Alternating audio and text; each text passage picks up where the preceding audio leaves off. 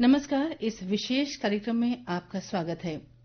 श्रोताओं, जीएसटी यानी वस्तु एवं सेवा कर पर हाल ही में संशोधन किया गया है, जो कल से लागू किया जा चुका है। तो जीएसटी सुधार से लोगों की जो अपेक्षाएं रहीं, उसको लेकर व्यापारियों, उपभोक्ताओं तथा सरकार सभी को अलग अलग अनुभव हुए हैं। इसी प्रारूप को समझने के लिए हमारे साथ आज स्टूडियो में मौजूद हैं अंडमान वाणिज्य एवं उद्योग परिसंघ के अध्यक्ष डॉक्टर के चंद्रशेखरन। चंद्रशेखरन जी, बहुत बहुत स्वागत है आपका प्रोग्राम में। नमस्कार मैडम, आपके सभी श्रोताओं को नमस्कार। तो डॉक्टर चंद्रशेखरन, जीएसटी जो लागू की गई और उसके बाद सरकार को लगा जनता को और राहत देनी चाहिए, तो उसके बाद जो रिफॉर्म हुए हैं, जो संशोधन किए गए, जिस तरह की नई कर व्यवस्था लागू की गई, उसमें किस तरह के बड़े बदलाव आप देख रहे हैं?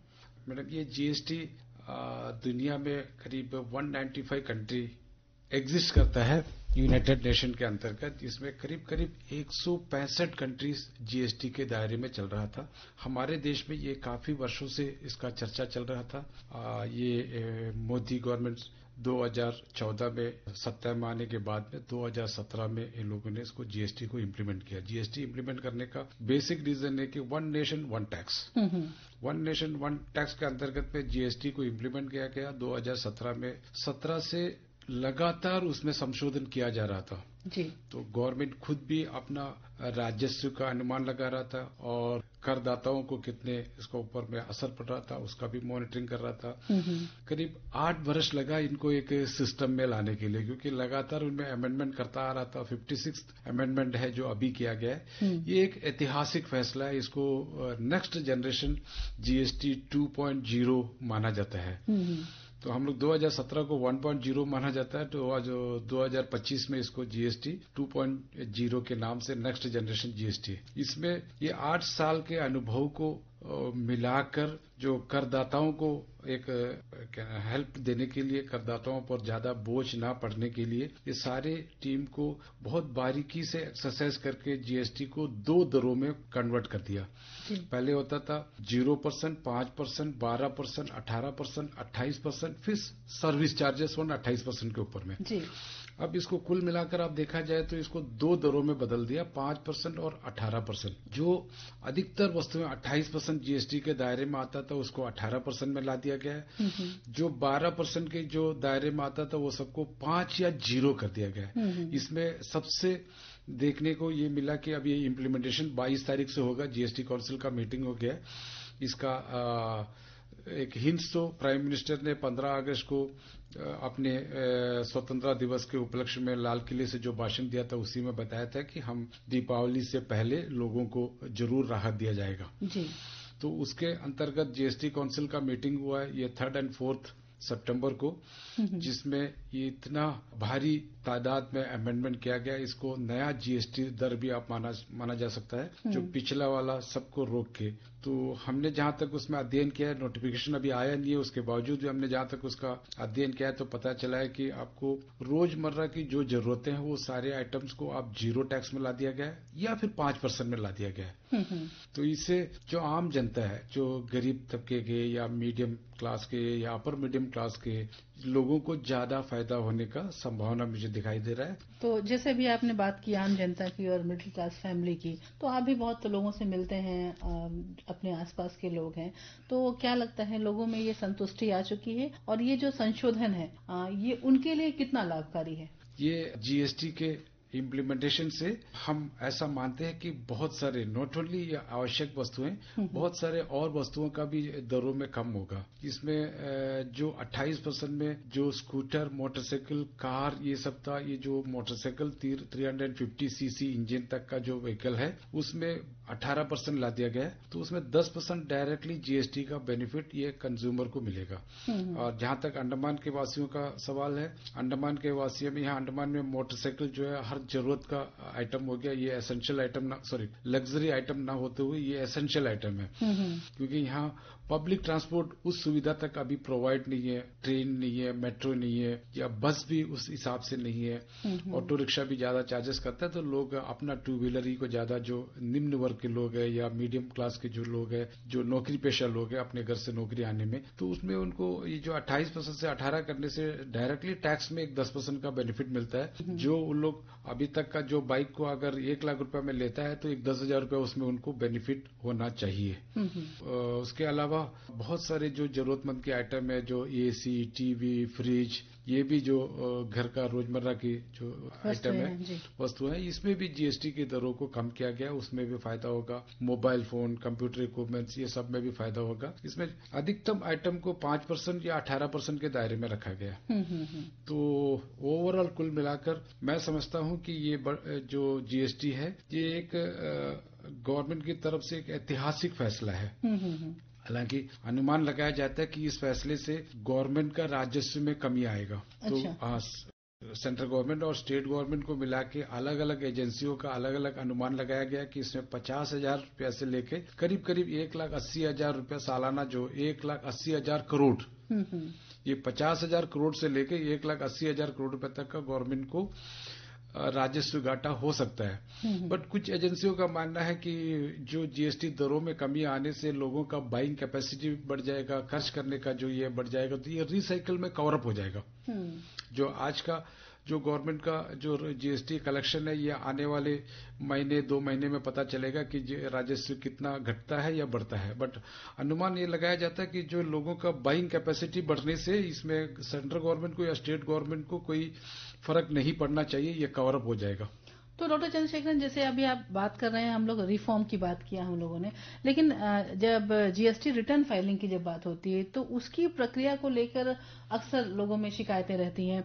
उसे आसान बनाने के लिए सरकार अपनी तरफ से सदैव प्रयास भी करती है। तो इस प्रक्रिया में, इस प्रोसीजर में कोई परेशानी न आए, तो ऐसे में आम जनता को किन बातों का ध्यान रखना चाहिए? एक तो पहला तो इसमें है कि ये जीएसटी रजिस्ट्रेशन, नया एंटरप्रेन्योर को आगे आने के लिए जीएसटी रजिस्ट्रेशन को बहुत ही सिंप्लीफाई कर दिया गया है। सिर्फ उनको एक एड्रेस प्रूफ चाहिए और कुछ मामूली डॉक्यूमेंट है जो सबके पास अवेलेबल रहता है, जिसका एड्रेस प्रूफ या बिजनेस जहां करता है उसका एड्रेस प्रूफ। पहले जो क्या था कि जहां आप एड्रेस देंगे वो लैंड कॉमर्शियल होना जरूरी था। तो अंडमान में तो आपको पता है कि कॉमर्शियल लैंड बहुत ही रेयरेस्ट है। कॉमर्शियल लास्ट 6 साल से रुका हुआ था। एलजी साहब ने उसको दोबारा स्टार्ट कर दिया, वो अलग बात है। बट ये सब प्रक्रिया की वजह से नया एंटरप्रेन्योर जो है अपने आप को जीएसटी के दायरे में ला नहीं पाता था, नया एंटरप्रेन्योर खुल नहीं सकता था, रजिस्ट्रेशन नहीं हो सकता था। इस जीएसटी अमेंडमेंट 2.0 के हिसाब से अब जो बहुत सरल कर दिया गया जीएसटी रजिस्ट्रेशन। अब खाली अपना एड्रेस प्रूफ को डाल के उसको रजिस्ट्री कर सकता है। विद इन 3 डेज आपको ऑनलाइन सर्टिफिकेशन मिलेगा। आपको किसी दफ्तर का चक्कर काटने की जरूरत नहीं है, किसी अफसर के पास देने की जरूरत नहीं है। 3 दिन में इसको आपको सर्टिफिकेट ऑनलाइन मिल जाने का संभावना है, यही जीएसटी में बताया गया है। और रिटर्न फाइलिंग हमेशा से कॉम्प्लिकेटेड है। इसको कभी कभी तो मैटर सुप्रीम कोर्ट तक गया। सुप्रीम कोर्ट ने बोला कि चांद में रॉकेट भेजना ईजी है, ये जीएसटी को फाइल करना इतना कॉम्प्लिकेटेड है, क्योंकि इसमें इतनी सारे दर हैं, 5%, 12%, 18%, एचएसएन कोड, हर प्रोडक्ट का एक अलग अलग एचएसएन कोड, उस कोड में कौन सा जीएसटी लगेगा, फिर उसके बाद 28, उसके बाद उसके ऊपर में एक सर्विस चार्जेस, वो 15% ऐड, और उसको टाइमली फाइल करना, फिर उसको रिफंड क्लेम करना, ये सारे कॉम्प्लिकेटेड केसेस था। तो आम जनता क्या बिजनेसमैन को भी इसके बारे में जानकारी नहीं था। तो गवर्नमेंट ये सब चीजों को संज्ञान लेते हुए अभी बहुत सारे सरल कर दिया गया है। अब नेक्स्ट मंथ से हम लोग फाइल करने टाइम में इसका एक्चुअल प्रोसीजर्स पता चलेगा। तो अभी जो आपने बताया कि ये एक पीएम का जो है वो एक ऐतिहासिक फैसला था, बहुत बड़ा गिफ्ट दिया है उन्होंने जनता को। तो ये जो संशोधित दरें हैं, क्या लगता है वो काफी हैं या इसमें और सुधार की आवश्यकता है? क्या कहेंगे इस पर आप? जहां तक हम अपने समझते हैं कि अभी इसमें जीएसटी दरों में और कटौती का एटलीस्ट फिलहाल कोई गुंजाइश नहीं है, क्योंकि गवर्नमेंट को अपना राजस्व को भी ध्यान में रखते हुए अपना जो इंफ्रास्ट्रक्चर में पैसा खर्च करने में, हेल्थ सेक्टर में, एजुकेशन सेक्टर में, पावर सेक्टर में खर्च करने के लिए रेवेन्यू को आना पड़ेगा, डिफेंस सेक्टर के लिए पैसा जाना पड़ेगा। तो उनको अपना रेवेन्यू लाने के लिए और कटेलमेंट करेगा तो फिर डेफिसिट बहुत ज्यादा बढ़ जाएगा, वो आम आदमी के ऊपर में कर्ज के रूप में आएगा। तो मैं समझता हूँ फिलहाल इसको अभी कोई जीएसटी दरों में चेंजेस का गुंजाइश नहीं दिखता है। 40% का एक नया दर जोड़ा गया, उसमें जो लग्जरी व्हीकल्स या तंबाकू या शराब जो कि रोजमर्रा के आइटम के लिए या लोगों को जरूरत नहीं है उसको अवॉइड कर सकता है, उसी आइटम को 40% के दायरे में रखा गया है। अगर आगे जाके संभावना है तो शायद हो सकता है कि उसमें भी जीएसटी को कम करे, बट अभी मैं मानता हूं कि 2-4 साल गवर्नमेंट को इसके ऊपर में स्टडी करना चाहिए, उसके बाद ही में और कोई अमेंडमेंट का सोचना चाहिए। और इसके अलावा अगर कोई आइटम, पर्टिकुलरली कोई आइटम अगर 18% रोजमर्रा की जरूरत में आम जनता के ऊपर में असर डालता है तो उसको भी 5 के दायरे में लाना चाहिए। वो धीरे धीरे पता चलेगा, अभी नहीं मालूम चलेगा। गवर्नमेंट को अपना राजस्व का भी कैलकुलेशन करने के बाद में इमीडिएट उसमें और कोई अमेंडमेंट का दरकार मेरे को दिखाई नहीं दे रहा है। तो क्या इस जीएसटी से जो बिजनेसमैन है उनको तो फायदा हुआ ही है, जानना चाहेंगे कि किस तरह की सुविधाएं उन्हें मिली हैं? देखिए, जहां तक बिजनेसमैन की कम्युनिटी का है, मैं एक बात आपको बता दूं कि गवर्नमेंट ऑफ इंडिया की या स्टेट गवर्नमेंट की राजस्व कलेक्शन, जो टैक्स कलेक्शन है, इसमें हम अंदाजा लगा रहे हैं कि more than 70% of the government का राजस्व बिजनेसमैन कम्युनिटी के थ्रू ही कलेक्ट होता है। वो थ्रू जीएसटी के हो या सर्विस टैक्स के हो या कोई सर्विस सेस के हो या इनकम टैक्स के दायरे से हो।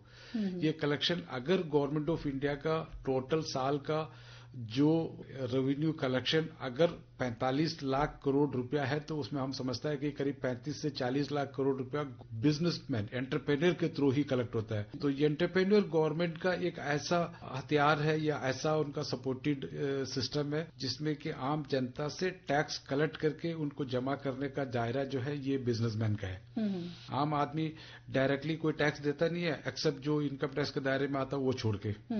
बाकी तो वो जो टैक्स पे करता है, तो वो एक कोलगेट पेस्ट खरीदा अपना इसके लिए, तो उसमें एक 5% जीएसटी है, वो दुकानदार को देता है, दुकानदार सरकार को जमा करता है।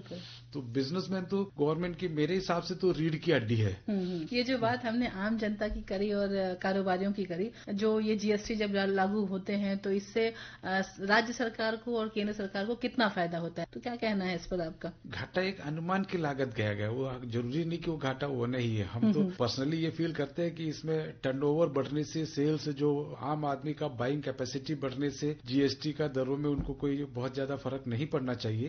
अगर घाटा है तो गवर्नमेंट फिर अपना जो इंफ्रास्ट्रक्चर में अपना पैसे को कम खर्च करेगा, क्योंकि कहीं ना कहीं सरकार को भी इससे फायदा मिलना चाहिए, क्योंकि देश को जो विकसित करने में उनका बहुत बड़ा रोल होता है। डिजिटलाइजेशन का समय है, सारी प्रक्रिया जो है वो ऑनलाइन देखी जाती है, तो इसको लेकर क्या लगता है कि ये ट्रांसपेरेंसी है, पारदर्शिता बनी हुई है? अभी लगभग क्या नाम है, हम 100% नहीं कहेंगे, फिर भी 95% तक का पारदर्शिता है। हमें कोई भी आइटम किसी भी ऑफिस में जाने की जरूरत नहीं। आप अब जीएसटी पोर्टल में ही उसको सारे ई इनवॉइस हो, ई वे बिल हो या फाइलिंग हो, सब पारदर्शिता के अंतर्गत आ गया है। अब थोड़ा बहुत जो हम लोग को एजुकेट करने की जरूरत है वो भी आने वाले सालों में कवर अप हो जाएगा, तो फिर एकदम टोटली पारदर्शिता की तरफ में हम कदम रख चुके हैं। अंत में आप लोगों से, सरकार से इस जीएसटी की संशोधित दरों को लेकर क्या कहना चाहेंगे? सरकारों से यह है, हमारा आग्रह यह है कि सिंप्लीफाई, जितना भी और सिंप्लीफाई कर सकता है, जो फाइलिंग में, रिटर्न्स में, रिफंड में, इसको और सिंप्लीफाई करने का कोई अगर जरिया है तो उसको कर देना चाहिए, ताकि जो टैक्स पेयर है वो वॉलंटरली गवर्नमेंट को टैक्स पे करे। लगभग अभी का नियम के हिसाब से 5 करोड़ के ऊपर का जिसका टर्नओवर है उसको तो जीएसटी पोर्टल में आपको जीएसटी बिल बनाना है। बाकी उससे कम वालों को मैनुअल बिल अभी भी एप्लीकेबल है, जैसा मैं समझता हूँ। तो उसको भी धीरे धीरे उसको सिस्टम के अंतर्गत लाके ऑनलाइन में लाना चाहिए, ताकि उसमें कोई रास्ता ना बचे कि किसी को उसमें इंक्वायरी करने का या पूछताछ का कोई मौका मिले। तो डॉक्टर चंद्रशेखरन, जीएसटी से जुड़ी बातें बहुत सरल तरीके से आपने श्रोताओं तक पहुंचाई। इस बातचीत से हमने जाना कि जीएसटी में सुधार क्यों आवश्यक है और इससे आप आम जनता और कारोबारियों को कैसे लाभ हो सकता है। कार्यक्रम में आने के लिए, वक्त देने के लिए बहुत बहुत शुक्रिया आपका।